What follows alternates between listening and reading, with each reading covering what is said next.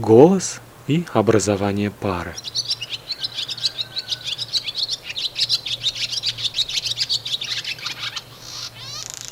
Самая яркая и громкая песенка у ласточки-касатки.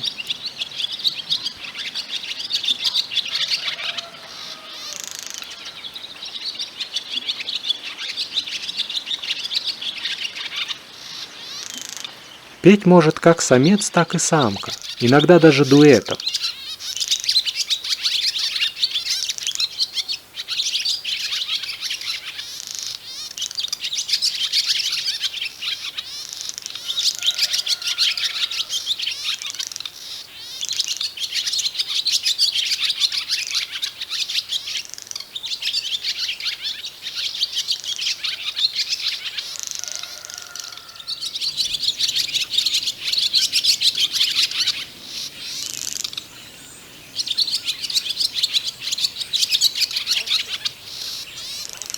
Голосом самец сначала привлекает внимание самки, а потом показывает выбранное им место для гнезда.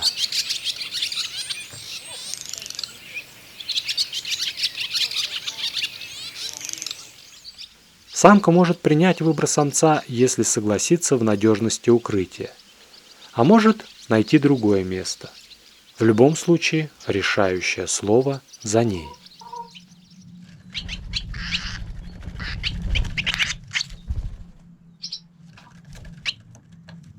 Пение ласточек-касаток продолжается вплоть до появления птенцов, потом немного ослабевает. Но после вылета первого выводка самец с новыми силами щебечет то на проводах, то прямо в помещении, где строится гнездо.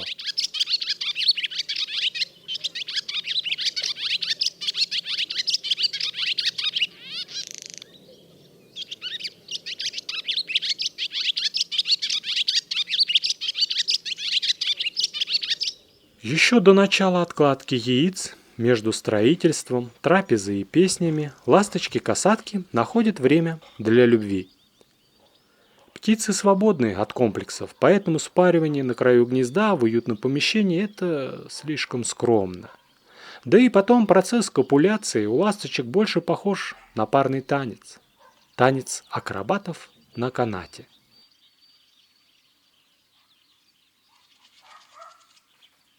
Провода, антенны, крыши или ветви деревьев кажутся ласточкам удобной опорой для проявления быстротечных, но зато довольно частых контактов по взаимному согласию.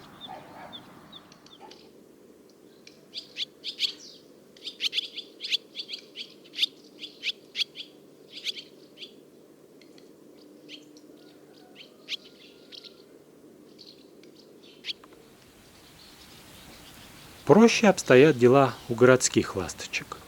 Они обычно из года в год занимают одни и те же колонии, куда все слетаются по мере возврата с зимовки. Первыми прилетают самцы, которые уже размножались в прошлом году или раньше. За ними самки с опытом семейных хлопот и, в последнюю очередь, молодежь.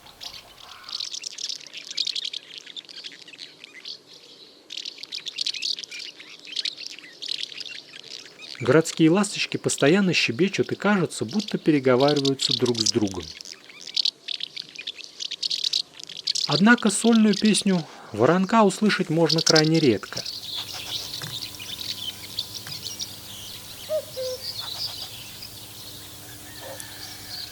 Чаще самец просто суетится, беспорядочно щебечет у старого гнезда или на месте для постройки нового, всячески привлекая внимание самки.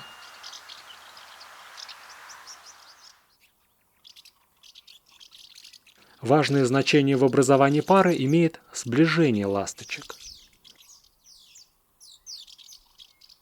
Воронки, возможно, самые ласковые из ласточек, поскольку постоянно пара сидит в гнезде вместе и перебирает друг другу перышки клювом.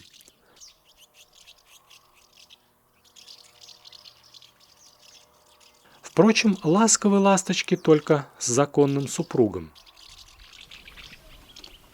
А вот спаривание с другими членами стаи зачастую может протекать и без взаимного согласия и предварительных ухаживаний. В этом случае отношения ласточек больше похожи на драку, чем на любовь.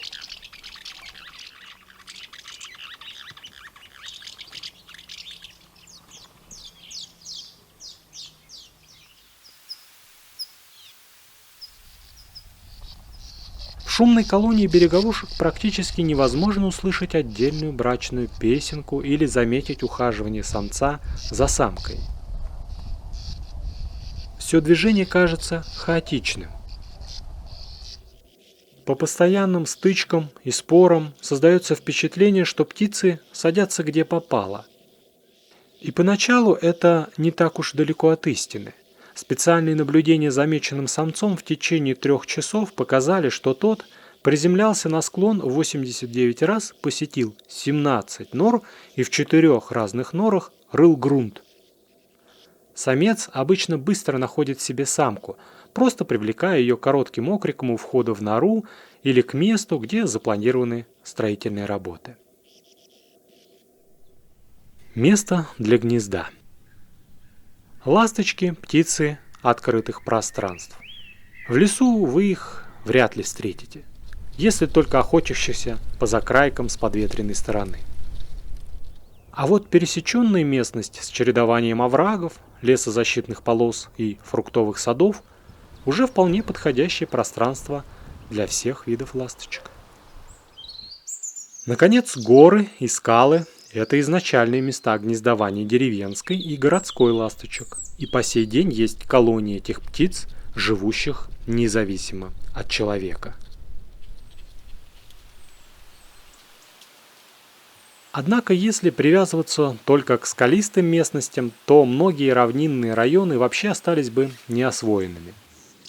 Современных городских и деревенских ласточек мы заслуженно считаем синантропными организмами, то есть живущими по соседству с человеком.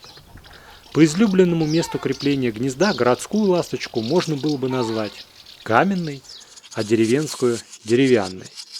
Причем больше всего связано с деревней и деятельностью людей, пожалуй, ласточка-касатка.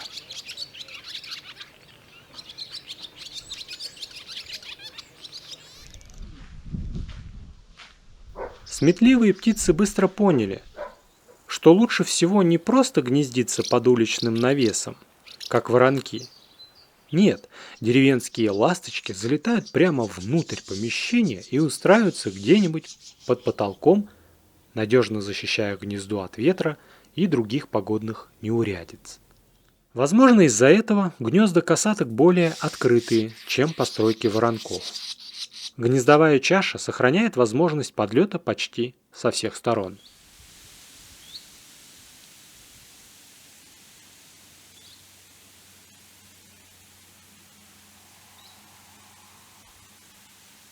Больше всего на естественные условия гнездования в горах, наверное, подходят железобетонные мосты через реки.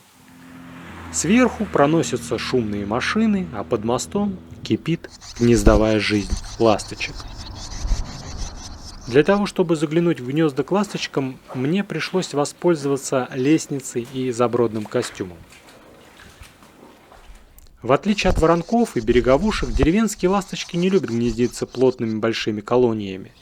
Но под мостом отдельные ниши разделены продольными балками. Вода снизу надежно защищает от хищников. Поэтому из года в год тут вьют гнезда и выводят птенцов 1,5-2 десятка пар.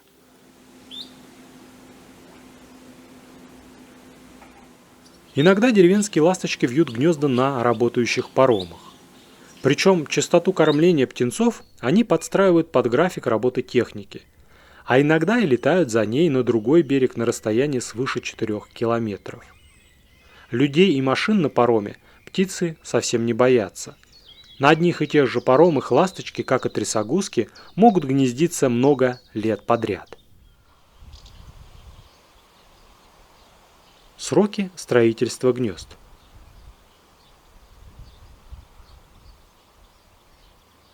На постройку нового гнезда пара деревенских ласточек тратит от 4 до 11 дней.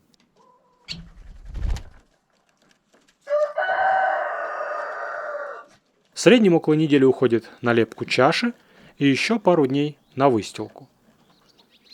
Во время похолодания и дождей птицы вынуждены делать большие перерывы, и тогда строительство временно замораживается. То же самое происходит в жару и засуху, когда просто негде добыть грязь для строительства. Соломинки и палочки фактически играют роль арматуры в железобетонной или, вернее сказать, соломенно-земляной постройке ласточек. Часто ласточки сначала находят былинку или веточку, потом летят с ней к луже, берут комочек грязи весом около полуграмма и уже с этим добром отправляются к гнезду.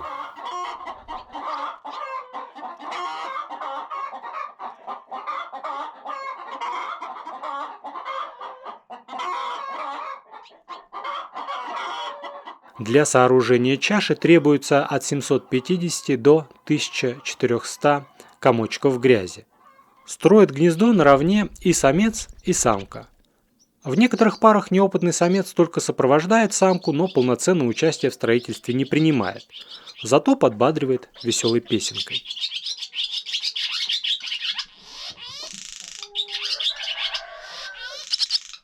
Если ласточкам приглянулась ваша постройка, то желательно оставлять возможность круглосуточного влета и вылета птичек. Хотя мы наблюдали, как ласточки вполне спокойно относились к тому, что на ночь курятник вместе с ними закрывали наглухо, чтобы не забралась лисица или куница. Ласточки взаперти вместе с курами спокойно ждали каждое утро, когда им откроют дверь. Как раз в таком сарае хозяева любезно разрешили мне поснимать процесс строительства гнезда ласточками-касатками. Ну чё, у меня ничего нету. Я не к вам. Дайте пройти-то. Как бы на ноги не наступить.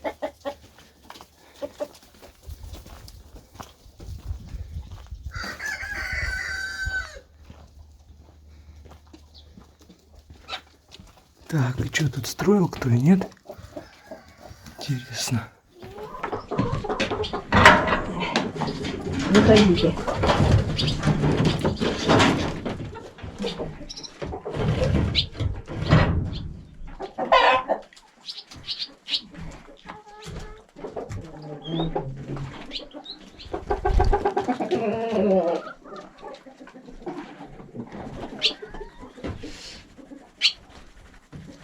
Ой, мои хорошие. Ой, мои хорошие. А, вот они.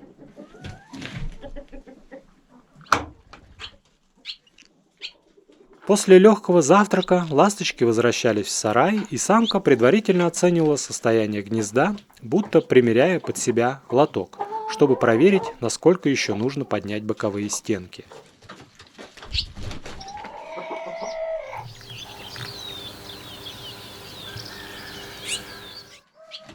На то, чтобы пристроить к гнезду один комочек грязи, требуется в среднем 10-30 секунд.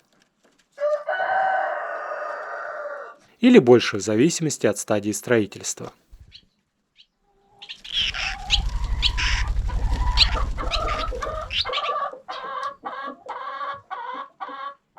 Общение ласточек у гнезда – неотъемлемая часть слаженного строительства.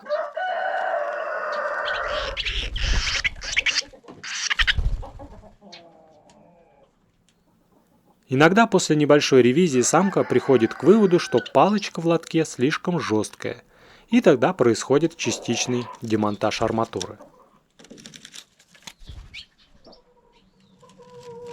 Вообще работа с веточками и травинками – отдельное искусство, требующее времени и терпения. В нашем случае и самец, и самка часто и подолгу, в равной степени усердно работали в гнезде.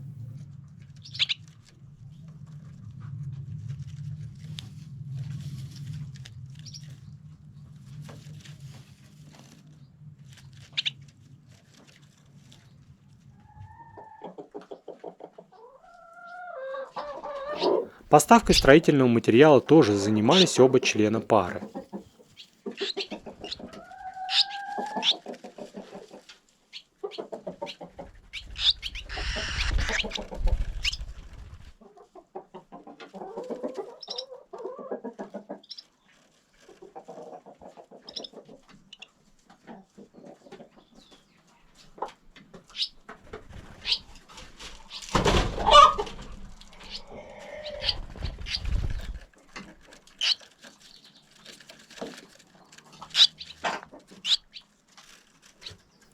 Порой желание поработать настолько велико, что птички еще и спорят друг с другом у гнезда.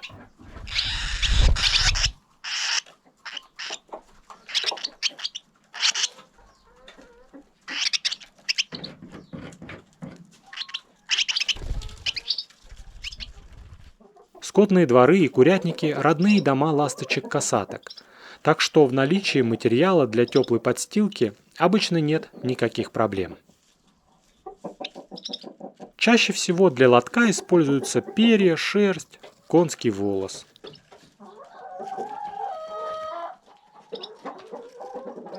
Размеры гнезда деревенских ласточек вам могут пригодиться, если вы захотите привлечь ее на гнездование в сарай, под навес гаража или даже в полуоткрытую веранду. Наружный диаметр получаши, то есть ширина, составляет порядка 12-18 см, а внутренний диаметр лотка от 6,5 до 10 см. Глубина лотка немного меньше – 4-7 см. Более подробно о том, как помочь ласточкам, мы поговорим позже, а пока вернемся к естественному течению событий. Нередко так случается, что появляется холостой самец, который красивой песней и настойчивостью пытается отбить самку и завладеть гнездом. Тогда, конечно, возникают и споры, и настоящие драки. Обе птички могут упасть на пол в порыве злости и там тормошить друг друга клювами. Психологическое преимущество, как и у большинства животных, всегда находится на стороне истинного хозяина гнезда. Так или иначе, самка остается с победителем.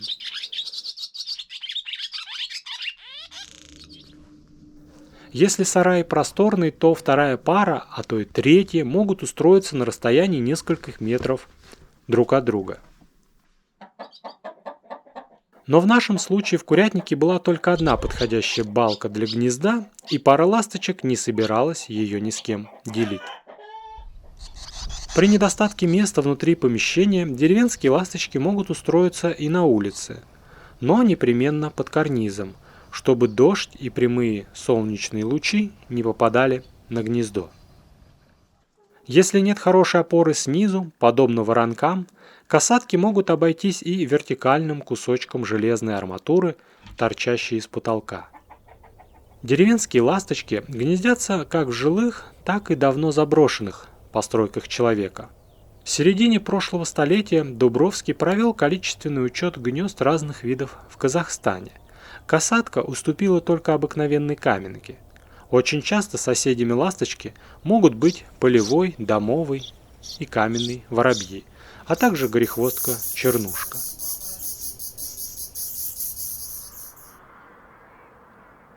Кроме того, галка, удод, пустельга и домовый сыч тоже используют сооружения людей.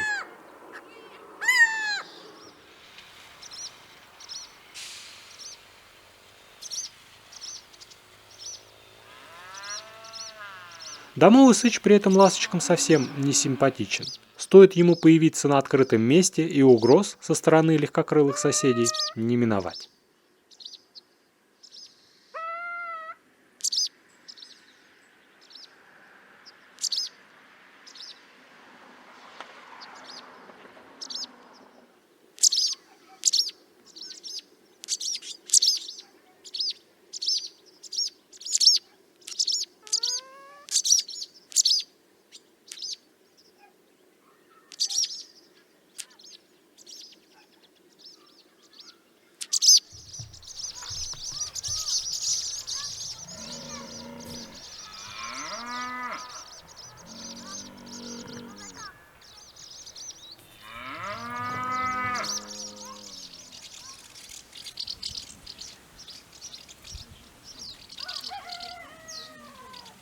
В отличие от деревенской ласточки, городская предпочитает иметь возможность сразу после вылета оказаться на открытом воздухе. Поэтому гнезда воронков, хотя и располагаются под навесом, чтобы их не смыло дождем, но обычно этот навес обращен на улицу. Одна сторона гнезда, как правило, крепится к бетонной стене постройки, а другая прижимается к карнизу. Это наиболее типичные гнездовые сооружения. Ширина гнезда воронка составляет порядка 12-18 см, а высота 10-15 см. В среднем наружный диаметр гнезда примерно такой же, как у деревенской ласточки. Но в отличие от нее, в гнезде воронка для входа остается лишь узкая щель высотой в 2,5-3 см и шириной до 5 см или больше. Обычно размеры литка позволяют двум птенцам одновременно выглядывать из окошка. Наружные стенки гнезда воронков лишены щетины из соломинок, что дополнительно отличает их от построек ласточек-косаток. Охотно крепят свои гнезда воронки к металлическим или пластиковым элементам построек. Причем, если снизу и по бокам есть дополнительная опора, то такие места птицы занимают в первую очередь. В качестве боковой поддержки иногда могут выступать соседние гнезда. Такие объединения встречаются не только из-за недостатка свободного пространства, сколько из соображений экономии материала и времени на постройку. Сбором строительного материала воронки часто занимаются там же, где и ласточки-косатки. Но в отличие от родственниц, воронки почти не тратят времени на поиск соломинок и собирают, если можно так выразиться, чистую грязь без примесей.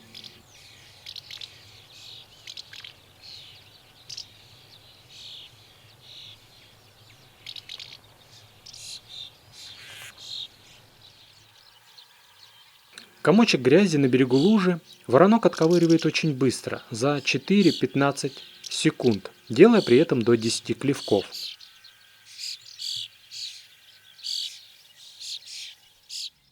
Для сохранения строительных качеств раствора птички выбирают оптимальный баланс между подсохнувшей грязью и водянистой жижей у кромки воды. Самый лучший строительный материал, конечно, всегда у соседа. Поэтому при коллективном сборе грязи драки на ровном месте – обычное дело.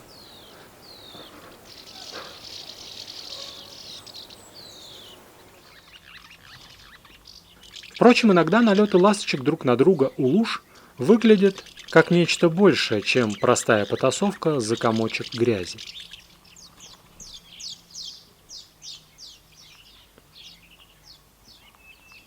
В Уголовном кодексе городских ласточек отсутствует статья о любви без согласия партнера. И это развязывает руки, а точнее клюв и крылья, настырным самцам. Нежданный кавалер использует грязный прием, нападает на даму в тот момент, когда та находится на берегу лужи и отвлекается на сбор материала.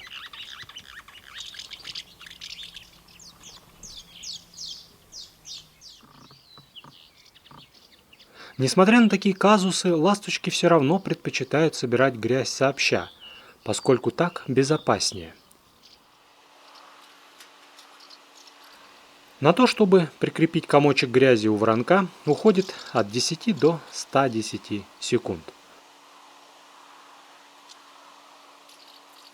Строительство гнезда состоит из 5 фаз. В первую фазу ласточки крепят комочки к стенам и опоре, как бы намечая основание гнезда. И на это уходит несколько дней. Видимо, в это время разрабатывается проектная документация для дальнейшего строительства. Затем еще пару дней уходит на наращивание фундамента, небольшого выступа на стене, к которому будет крепиться основная чаша.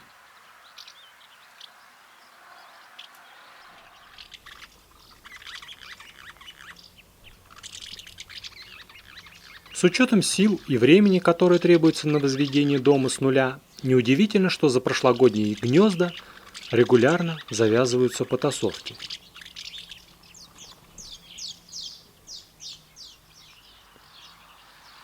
Однако и начало постройки, и выбранное место тоже требуют охраны от соседей. Поэтому часто, пока один из членов пары улетел за порцией грязи, второй сторожит выбранную площадку, защищая от посягательств со стороны. Широкая и жесткая опора снизу зачастую во многом определяет скорость и успешность строительства. Такие удобные места обычно занимают взрослые птицы, уже имеющие опыт размножения. Они прилетели раньше молодых, поэтому не только захватили элитные места, но раньше начали строительство. Во время третьей фазы ласточки довольно быстро, примерно за день, сооружают неглубокий лоток. На этой стадии постройка похожа на законченное гнездо деревенской ласточки, только без торчащих травинок. Четвертая стадия тоже занимает примерно 1 день. За это время стенки гнезда поднимаются до потолка, остается только узкая щель спереди.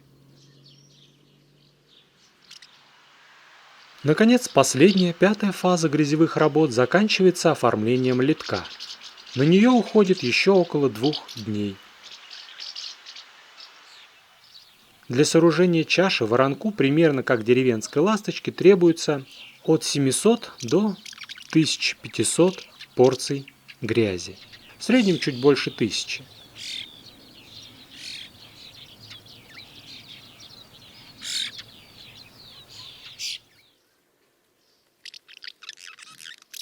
На всех стадиях строительства непременно найдутся нахальные ласточки, которые попытаются отжать почти готовую квартиру. Понятное дело, что истинные труженики такую несправедливость не потерпят.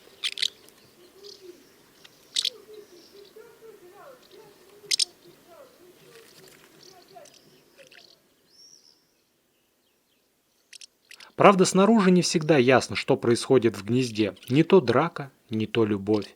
Недаром говорят, милые бранятся, только тешатся. В среднем, без учета простоев во время непогоды, на постройку нового гнезда паре воронков требуется примерно неделя. При особых обстоятельствах они могут управиться и за пару дней, но это бывает крайне редко. При постоянных похолоданиях могут растянуть строительство на 2 недели, а то и больше. В солнечную погоду строительство идет споро, так как естественный природный цемент быстрее высыхает и твердеет. Ведь только после того, как застынет один слой, можно класть очередной ряд жидких кирпичиков. Небольшие трещины и изъяны штукатурки только на руку птицам. На них можно надежно заложить фундамент будущего гнезда. Строят воронки в любое время суток, но чаще утром и вечером. Периоды максимальной активности подлеты с грязью к гнезду регистрируются каждую минуту. Иногда воронки могут даже вмонтировать свое гнездо в нору на обрыве. Но это скорее исключение, чем правило. Это для золотистых щурок, зимородков и ласточек-береговушек, норы в крутояре – традиционный способ устройства гнезда. Финальная стадия строительства – выстилка лотка. Скошенная трава, перья и пух – вот то, что нужно для уютного интерьера. Правда, некоторые воронки, обычно самцы, воруют выстилку из соседних гнезд. По этому поводу, конечно, случаются драки. А чаще кто-то из членов пары остается в гнезде и сторожит нажитое имущество.